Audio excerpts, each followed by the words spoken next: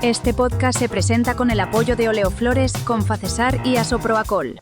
Hoy tendremos un café con Quique corto, pero sustancioso y conciso.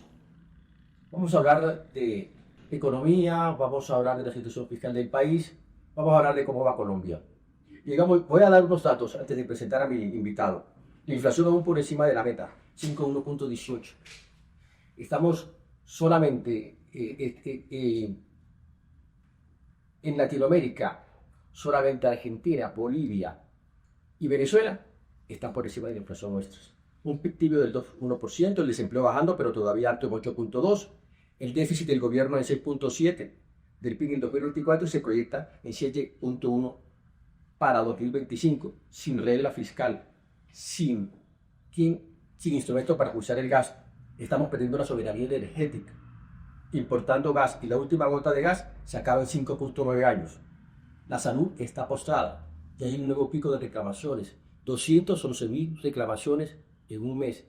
Eso es unas cifras nunca vistas antes en toda la historia de datos del país. La paz total permitió que bandas criminales estén tomando el país, presidente sin visa, agendalista Clinton, lobo de constituyentes. El tema es complejo. Mi invitado es Bruce McMaster, presidente del ANDI. Bienvenido, Bruce, a Café con Quique. Muy agradecido por estar acá. Muchas gracias, Quique, por la invitación. Te agradezco mucho. Y quiero comenzar con una pregunta que está en la discusión, en el debate público. Denunciaste que hay hostigamiento por parte del gobierno nacional. Sí. Lo llevaste a los estados internacionales. Lo denunciaste a la Comisión Interamericana de Derechos Humanos. Cuéntanos eso, por favor. No, bueno, eso lo ha visto todo el mundo. El país ha sido testigo, digamos, de la actitud del gobierno, de la actitud del presidente. Con bastante frecuencia, en casi un discurso cada semana, dice cosas, pero además también escribe cosas. Fue interesante cómo La Silla Vacía sacó un estudio hace poco donde dijo que durante los últimos años, durante los años del gobierno, él había en 1427 ocasiones se había referido en trinos, solamente en la red X, se había referido a los empresarios, y el 48,9% de esas ocasiones, es decir, en 700 trinos, se ha referido de forma displicente o en forma agresiva o en forma estigmatizante hacia los empresarios. Es un error inmenso porque sin empresarios no existe absolutamente nada en un país. Nadie se quiere imaginar un país en el cual no hay emprendimientos, en el cual no hay organizaciones que produzcan productos, produzcan servicios, generen empleo, paguen impuestos. Pero tener un presidente que es enemigo, digamos, del principal instrumento de generación de riqueza, de generación de desarrollo económico como los empresarios, es realmente una situación muy, pero muy lamentable. Ahora, ¿qué dice él? Pues dice cosas tremendas. Dice que somos esclavistas, dice que somos nazis, dice que somos parte nos echó la culpa inclusive de lo que estaba sucediendo en Palestina por cuenta de los empresarios que exportan con Israel. ¿Perdona? A cuenta de empresarios exportan sus productos a Israel. Pero eso fue el tema de Palestina. Si no me equivoco, fue lo que argumentó un poco el presidente Petro. Él trató de argumentar una cosa completamente distinta porque él mismo había tomado una decisión y él había dicho que en Colombia se mantenía una oficina comercial de la Embajada de Israel, que se cerraba la embajada, pues se mantenía la oficina comercial. Y entonces aquí aparecieron en algún momento dado manifestantes diciendo que nosotros teníamos relación con una oficina comercial. Y la respuesta era sí, tenemos relación con la oficina comercial que autorizó Gustavo Petro, con la oficina comercial que tenía justamente el visto bueno y el beneplácito de Gustavo Petro. Entonces era una cosa como traída de los caballos, pero sobre todo era como tratar de estigmatizar a los empresarios. Así ha sido en todo. Así ha sido en los temas ambientales, así ha sido en los temas laborales, así ha sido en los temas de derechos humanos, permanentemente lo hace, y eso es lamentable. Pero resulta que además las organizaciones como esta son organizaciones que tienen una protección especial, no solamente a nivel internacional, sino una protección especial en nuestra Constitución. El artículo 39 de la Constitución dice que en Colombia hay derecho a la libre asociación, que incluye a los sindicatos, a los trabajadores, pero también incluye a todo el resto de personas que se quiera asociar y mostrarse frente a la sociedad. Colombia firmó el acuerdo tripartito con la OIT para que tuviéramos, por ejemplo, definiciones de salario mínimo y de políticas laborales con los representantes de los trabajadores, del gobierno y de los empleadores. No los cita, no los convoca. No le gusta oír a la gente que no está de acuerdo con él. Y eso, yo entiendo que a uno no le guste eso, pero es que tú eres el presidente de la República y tienes que oírlo, porque todos somos como los colombianos, 52 millones de colombianos. Él tiene que entender que Colombia no son los 11 millones de personas que votaron por él, o los 7 millones de personas que se declaran muy amigos de él, sino que Colombia somos 52 millones de personas. Es cuando se pierde lo nacional. Me refiero cuando se pierde el interés nacional.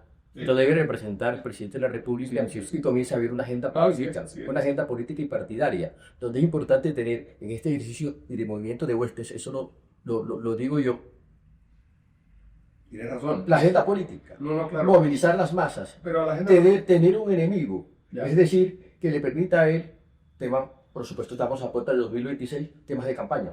Sí, a mí ni siquiera me molesta la agenda política, porque la agenda política al final la implementa todo el mundo. A mí lo que no me gusta, pero no es que me guste o no me guste a mí, sino que está en la Constitución, lo que no podemos soportar es que no haya libre expresión, si la gente no puede criticar, si la gente no puede protestar, si la gente no puede expresarse, se está violentando, digamos, una parte importante por un lado de la Constitución, pero también de los acuerdos internacionales. Entonces, en el caso específico de la CIDH, nosotros, pues, por supuesto, miramos la carta, digamos, que rige los temas de derechos humanos en las Américas, y con base en la carta nos fuimos y nosotros dijimos cuáles eran justamente las violaciones que nosotros sin duda alguna consideramos se están cumpliendo en este momento por parte del gobierno nacional contra los empresarios de Colombia y las asociaciones gremiales del país. Ok. Hablando de otra cosa, sobre la situación fiscal del país. Uno dice que hay unas reformas sociales, y me refiero a que hay una crisis fiscal, hay crisis energética, crisis de salud, crisis de seguridad con la paz total. Hay unas reformas que son fiscalmente inviables. La de la salud que te pronunciaste y la pensional que también te has pronunciado reiteradamente sobre la inviabilidad fiscal, que no son viables desde el populismo gubernamental. Claro, el populismo es un gran riesgo. El populismo es como esa estrategia política que trata de decirle a la gente cosas que la gente quiere oír. Por ejemplo, vamos a, no sé, darle casa a todo el mundo y vamos a darle casa propia a todo el mundo gratis en los próximos 2 años. Si uno dice eso, por supuesto la gente dice, si esta gente, digamos que está en el gobierno, tiene la capacidad de alguna casa, qué maravilla. O vamos a generar un buen nivel educativo ya, en el Cesar. Sí. Y entonces uno dice, vamos a generarlo para todos los habitantes del Cesar. Y entonces uno dice que bueno, ahora la pregunta no es esa, la pregunta para una persona en la administración pública es usted, ¿qué quiere hacer y qué puede hacer y cómo lo va a hacer y con qué recursos? Y en la mayoría de las ocasiones, esas afirmaciones generalistas, simplistas, son difíciles de hacer, entonces hay que pedirle responsabilidad al administrador público. En el caso específico, digamos, de la decisión populista de querer decir cosas, por ejemplo, alrededor de equidad, por ejemplo, que somos el gobierno que va a generar más equidad. No, los indicadores de equidad durante este gobierno se han deteriorado. No basta con que el presidente lo diga, no basta con que el presidente lo repita en las alocuciones que hacía el lunes, el miércoles y el viernes, que ahora afortunadamente se los limitaron por semana. No basta con que él diga en los trinos todos los días que va a reducir la inequidad. No, tiene que trabajar por eso. Es que el tema de la administración pública es complejísima porque se trata de justamente generar efectos sobre 52 millones de personas en un territorio muy grande. Colombia es un país grande, es un país diverso, es un país con muchísimas regiones, con 1.104 municipios, a los cuales hay que llegar, a todos hay que llegar.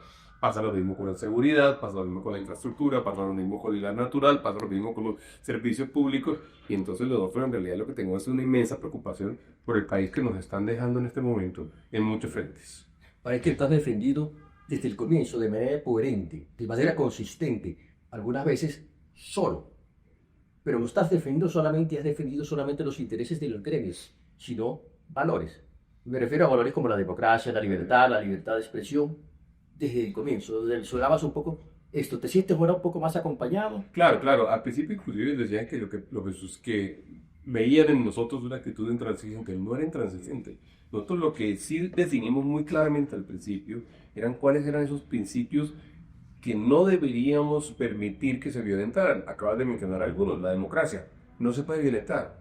Por ejemplo, no se puede atacar a las otras ramas del poder público, no puede el gobierno nacional atacar al Congreso de la República, no puede atacar tampoco a las Cortes, porque no es de la esencia del modelo democrático que nosotros tenemos hoy en día. No puede el gobierno, por ejemplo, abusar del principio de la presunción de legalidad. Esa práctica que se ha vuelto, digamos, tan común ahora, y es que sacan un decreto, saben que el decreto es ilegal, pero dicen esperemos a que lo tumben y esperemos a que la Corte Constitucional nos diga que es inconstitucional o que el Consejo de Estado nos diga que es ilegal. Esa práctica es una práctica tremendamente dañina. Tampoco, también tuvimos nosotros grandes preocupaciones con la forma como se estaba llevando a cabo los procesos de paz, lo que se denominó paz total.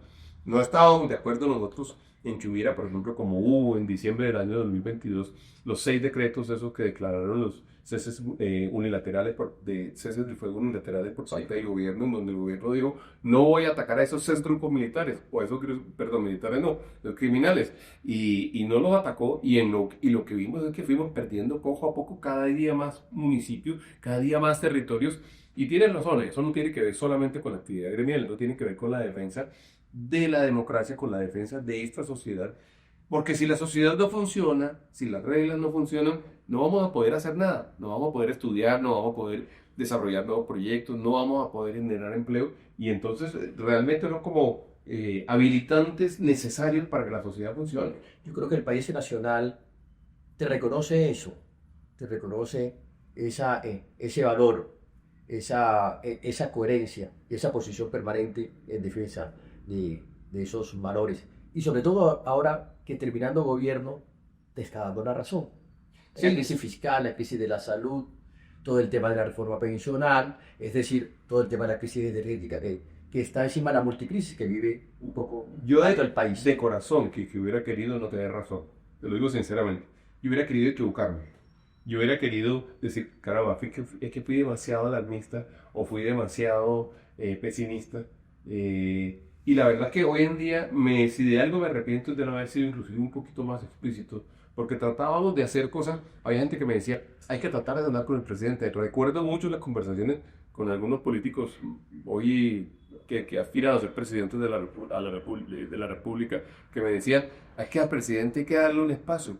Al presidente no se le puede retar porque si uno le reta, el presidente se pone bravo. Y le decía, pero de verdad para los colombianos puede ser una preocupación que el presidente se ponga bravo. Y yo creo eso. El presidente tiene muchas más obligaciones que derechos. Es que realmente cuando uno llega a la presidencia de la República, bueno, cuando esas personas llegan a la presidencia de la República, lo que están asumiendo es sobre todo muchas responsabilidades y obligaciones y tienen que cumplirlas. Yo de verdad no creo que sea importante si el presidente se pone bravo o no se pone bravo o si se molesta. Eso no es para mí, digamos, en material. Y se ha molestado muchas veces, sí, lo entiendo. Y lo sé, pero creo que no es importante en una nación si eso sucede así. Como este episodio va a ser muy corto, voy a aprovechar algo que tú dijiste para entrar un poco en la parte cálida de este podcast, que es conocer un poco la condición humana y el invitado. Sí. Dijiste que te habías equivocado, que parece que no te vas a equivocar en lo que estás diciendo. Yo creo que tampoco te vas a equivocar, lamentablemente, en lo mismo. ¿En qué te has equivocado? Dime un error importante en tu vida personal o profesional No. que te hayas equivocado y que hayas aprendido de eso. No, uno comete errores todos los días comete errores. No tengo como un error así grande que yo diga el gran error de mi vida, no, todos los días tenemos tropiezos, todos los días tenemos errores, todos los días tenemos... yo a veces digo, por ejemplo, he intentado, digamos, en el caso de Acuerdo Nacional, intenté con el presidente 6 ocasiones sentarme a tratar de ganar un acuerdo nacional. Yo tendría que haberme dado cuenta que eso no era interesante para él, que él no quería hacer un acuerdo nacional. El acuerdo nacional, en la visión de él, era que nosotros básicamente apoyáramos sus iniciativas legislativas y a eso se refería. Eso era lo que le importaba y lo que él quería. Y le decía, presidente, es que ese no es un acuerdo nacional. Un acuerdo nacional es, en mi opinión, ni siquiera pongamos de acuerdo alrededor del tema de salud o del tema laboral o del tema energético o del tema de hidrocarburos. No, pongámonos de acuerdo en una forma de debatir, en una forma de discutir. ¿Cómo hacemos para que esta sociedad, que tiene mucha gente que piensa de una forma, pero mucha gente que piensa de otra, podemos entre todos tratar de tomar decisiones que sean decisiones que le sirvan a la nación? Yo le decía eso y le proponía eso. Aquí hablé con Iván Cepeda, hablé en su momento con Laura Sarabia, hablé con el ministro de Comercio de ese momento. Con todos ellos hablábamos alrededor del acuerdo nacional, también con el presidente. Él hace poco puso un trino y dijo que yo iba a su oficina a proponerle un acuerdo nacional, pero que el acuerdo nacional solamente era si se cumplían ciertas condiciones o que si se hacía lo que yo quería. Fue lo que él dijo en el trino. Y la verdad es que está tan alejado de la realidad. Esa era exactamente la sensación que yo tenía con él. Yo decía, él no está interesado realmente en hacer un acuerdo. Y nunca estuvo interesado realmente. Porque tampoco tiene interés nacional, tiene un interés partidario. Entonces el acuerdo nacional sin interés nacional es muy complicado que se concrete. Sí, exacto. Decime tres causas o tres cosas que te preocupan o que te desvelan hoy. El empleo juvenil. Por ejemplo, el gobierno está ahorita anunciando un salario mínimo mensual, quizás con un incremento del 24%, y cómo puede eso afectar a los nuevos empleos y el empleo juvenil o la salud mental. Mucha gente se está enfermando mentalmente con este gobierno, por estos tiros que generan estrés, angustias, desesperación o la inseguridad económica o la inseguridad fiscal. Decime qué te desvela para pasar inmediatamente hay bastantes cosas, digamos. Estamos muy preocupados con la seguridad territorial y la presencia del Estado en el territorio. Colombia ha venido abandonando los territorios, ha venido abandonando, bueno, y uno sí lo sabe, o sea, realmente vayan a ver lo que está sucediendo en el Catatumbo, lo que está sucediendo en Cauca, lo que sucede en Nariño, lo que sucede en Putumayo, lo que sucede en Chocó, lo que sucede en parte de la costa Caribe. Realmente ahí tenemos un problema gigantesco. Vaya uno a ver, por ejemplo, lo que ha sucedido en salud. En salud realmente, y le voy a decir algo, le voy a decir algo en esto, a mí de salud me preocupa es que todo está construido en este momento para que la gran crisis se presente ni siquiera en este gobierno. El próximo gobierno va a tener que enfrentar una situación muy, muy compleja. Es más, ojalá Colombia tenga la sabiduría colectiva para tratar de sacar soluciones importantes, para tratar de solucionar, para tratar de atender estos temas que son temas grandes. En lo fiscal tenemos una preocupación gigantesca. En la informalidad ha venido creciendo en Colombia a unas velocidades absurdas. Y presenté en el Congreso de la Andia en Cartagena, presenté, que además hice una gráfica más de un elefantito que iba subiendo, iba creciendo de tamaño y decía, el elefante en la sala de la discusión laboral en Colombia, no hay la menor duda, es la informalidad. Un trabajador informal, esto no lo sabe mucha gente porque no lo tratamos de divulgar. Un trabajador informal en Colombia recibe en total, en promedio, al mes, cerca de 1.040.000 pesos. Eso es mucho menos que el salario mínimo. Okay. Un trabajador formal en Colombia, en total, incluyendo vacaciones, cesantías, pensiones, auxilio de transporte, recibe 2.500.000 pesos al mes. Es una diferencia de 1 a 2.5. 150% de diferencia.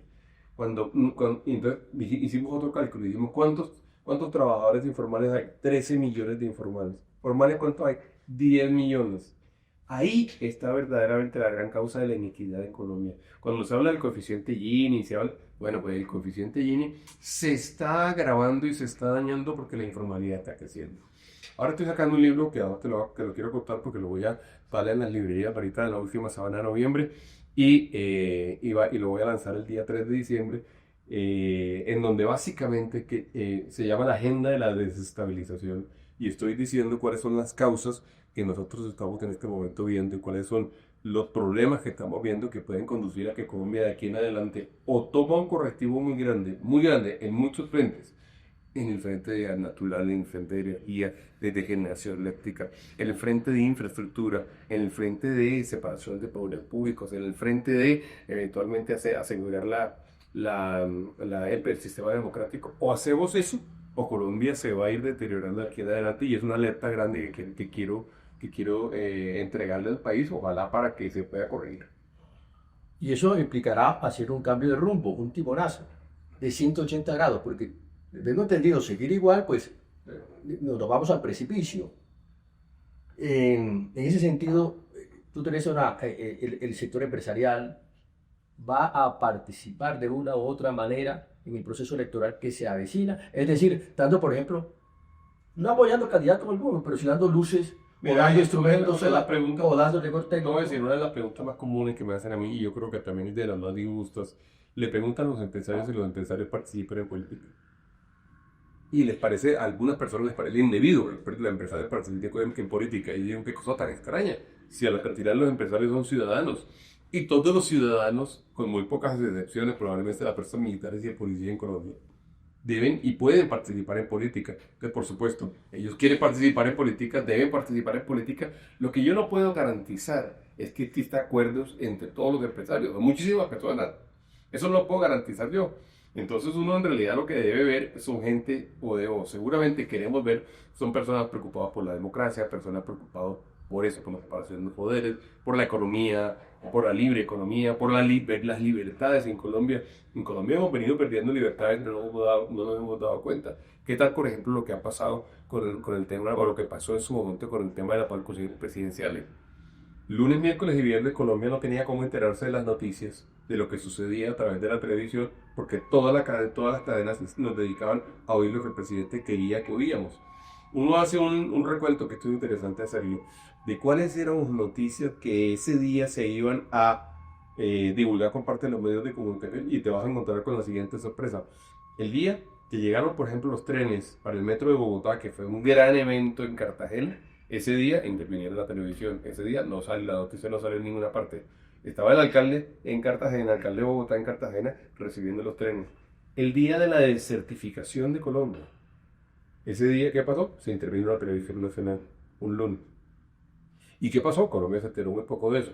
Eso es perder libertades, eso es perder la libertad de información, la libertad de expresión, la libertad de poder saber lo que sucede. Pero también es un modelo copiado, leí hace poco. Eso también lo hacía Chávez en Venezuela, No, claro. pero también lo hacía Correa en Ecuador, pero también lo hacía Orbán en Europa. Sí, Es decir, muy bien. sí, en Hungría es un tema como de manejar la agenda mediática, Claro. de copar el espacio para quitar, por supuesto, capacidades de expresiones para estas otras noticias. Eso está pensado, y eso también este libreto. El periodo 2026-2030 va a ser muy difícil para el próximo presidente. Bueno, es que necesitamos tener realmente un acuerdo gubernamental muy grande para tratar de enfrentar eso que va a ser, sin duda alguna, ese que va a ser sin duda uno de los periodos más críticos de la historia de Colombia. Porque va a ser un periodo en donde muchas de las cosas que se están construyendo hoy en día va a explotar la crisis fiscal va a explotar. Puede ser que tengamos un apagón energético, por ejemplo. Puede ser que no tengamos gas natural, puede ser que tengamos una gran crisis de salud. Y tenemos que saber que eso se está construyendo hoy para que suceda allá. Y también nos debemos acordar de que en el año 2021 fue la prueba que ellos utilizaron para llegar a acelerar. O sea, arrancaremos quizás 2026, 7 de agosto, con emergencias. No, emergencias yo creo que fiscal, de salud, sí, energética. tenemos que arrancar con coalición, que es distinto, con una coalición nacional que nos Claro, pero decretando y declarando emergencias quizás para manejar la situación difícil que se avecina. Yo te agradezco. Sí, yo te agradezco mucho tus ideas, tus comentarios y estar aquí en Café con Quique, participándonos, y también te quiero agradecer esa valentía que has tenido, sobre todo al comienzo, de defender los valores de la democracia de este país. Necesitamos más empresarios como tú, más dirigentes como tú, porque inicialmente estaban muy tibios y muy silentes. Yo creo que no hay tiempo para la tibieza. Yo participo, por supuesto, de que el sector gremial haga parte también de lo público, pero también de lo político, sobre todo en momentos de crisis como la que tenemos hoy en Colombia. Sobre todo la política pública, más que Sobre todo la política pública, a eso me refiero, no a la electoral, como lo has hecho tú, el tema de salud, el tema fiscal, el tema energético, y como lo han hecho otros también, porque igualmente, como personajes como tú, también hay instituciones, nos dice las Cortes, o el Senado de la República, o los medios, guardando resistencia, con información y con rigor. Muchas gracias, gracias por la invitación. por estar en Café con Quique. Y a nuestros espectadores, los invito a que nos sigan en Instagram, en YouTube, en nuestras redes. Hasta la próxima. Gracias.